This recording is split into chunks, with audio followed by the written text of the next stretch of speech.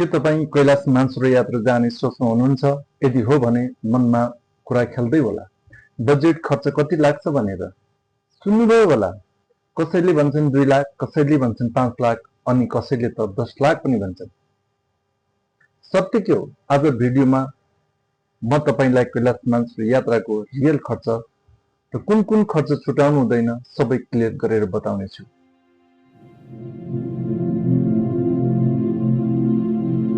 नमस्कार, आज हामी कुरा गर्दैछौँ कैलाश मानसरोवर यात्राको बजेट बारेमा। यदि तपाईँ व्यक्तिगत वा ग्रुपमा जाने सोच्नु हुनुहुन्छ भने यो भिडियो तपाईँका लागि धेरै युजफुल हुनेछ। सबैभन्दा पहिले बुझ्नुपर्ने कुरा के हो भने कैलाश यात्राको खर्च ग्रुप र सुविधा अनुसार फरक हुन्छ।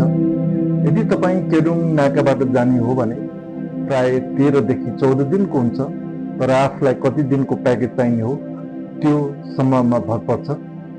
लागत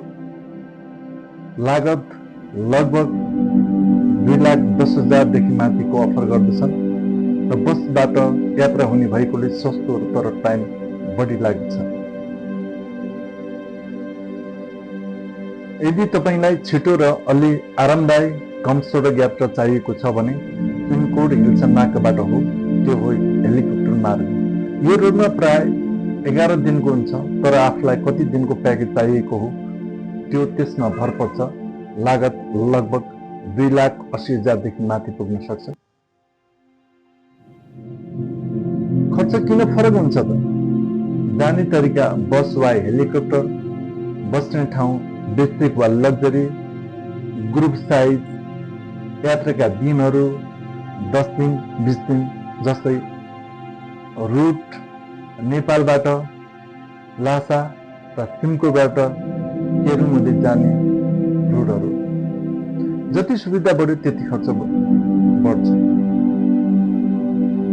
प्याकेजमा सामान्यतया यी कुरा समावेश हुन्छन्: ट्रान्सपोर्ट, बस, जिप, हेलिकप्टर, होटल र खाना, तिब्बत पर्मिट र visa, guide staff, oxygen cylinder.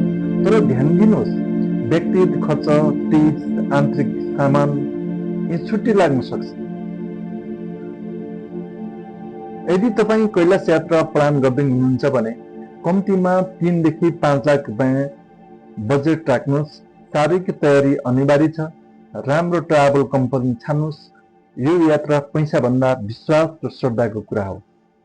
यदि यो भिडियो उपयुक्त लाग्यो भने लाइक, शेयर, सब्स्क्राइब गर्न नभुल्नुहोला। अर्को भिडियोमा फेरि भेटौँला। धन्यवाद।